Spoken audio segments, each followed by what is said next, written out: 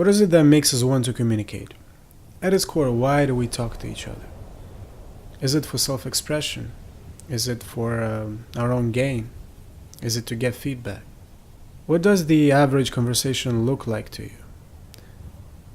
Next time you talk to someone or you see a conversation taking place, just observe.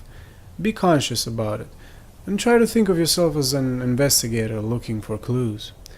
You'll probably notice that most of us talk past each other. We hear, but we don't put our guard down, and we don't really take in what's been said. Instead of taking in the info as it is and reflecting on it, we have a tendency to attribute personal values and prejudices to what we hear, and we often act like judges or counselors, instead of just being present with another human being. And it is not to say that we're doing it consciously, rather, we're so used to communicating in this self-serving way, and this method is so closely attuned to our biological mechanisms of self-preservation that we really just don't know any better, or don't bother. I'm not talking about small talk, really. Small talk is just a way of spreading ourselves thin enough within our community so we could preserve our mental energy for those we consider dear to us, like family or best friends. In a healthy state, small talk is a filtering and prioritizing mechanism, and it has a role within the society. Although personally I get really drained with small talk. Bring me the conversations about your passions and fears and the meaning of the universe. Baby, you want to talk about the universe? Call me anytime, hey? In a non-healthy state, though, I think small talk becomes this masquerading contest of who's presenting the most polished and friendly version of themselves as possible, in the process sacrificing your authenticity in order to gain more approval from a wider range of people.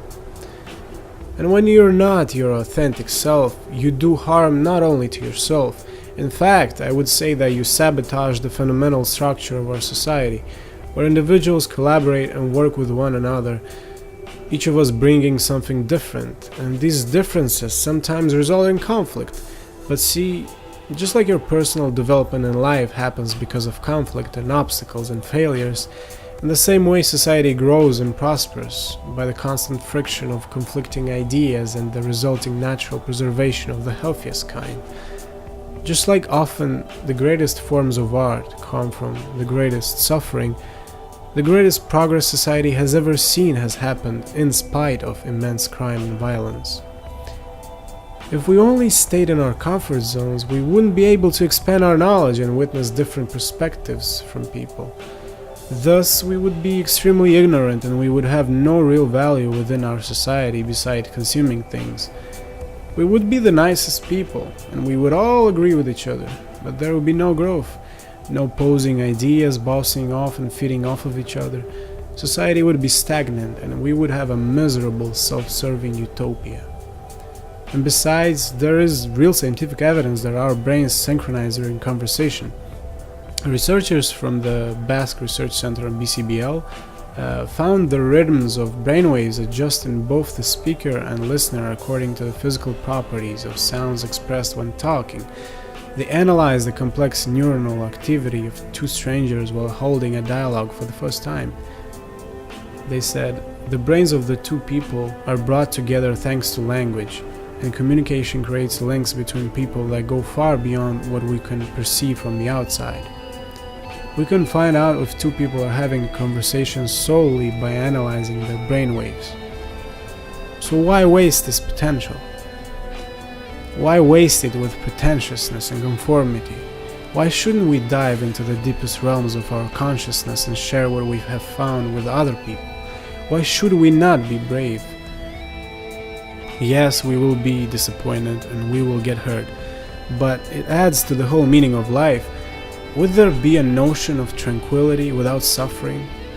As the poet Dylan Thomas said, do not go gentle into that good night, rage against the dying of the light. By truly listening to someone, we accept the probability of feeling offended. We accept the probability of a conflict, because the most efficient way to convince a wrongdoer of his wrongdoings is by listening and then paraphrasing and then communicating back and then doing it all again. But we don't have time, right? We don't have time to really listen, so we use the primitive mechanisms of our minds like stereotyping, herd mentality, labeling, and physical violence. We become the slaves of our own minds. We cease to be authentic. The suppression and censorship of unpopular beliefs or behaviors only contributes to bitterness and chaos and not to resolving the conflict. In the end, it all comes down to the individual. If there's something fundamentally wrong with the society, then there's something fundamentally wrong with the average individual. That's why you should stay authentic. That's why you should communicate in an honest way with yourself and with people around you. Don't try to be someone else. Embrace the fact that you're different, and people will embrace you.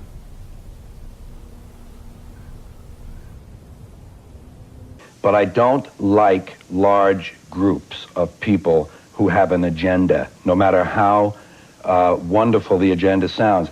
When I meet individuals, I think, do you ever notice you meet an individual and it's like all of the potential of humanity is in that person, and you see it and you know it and you feel it. There are exceptions, there are cruel and bad people, but most people are just great.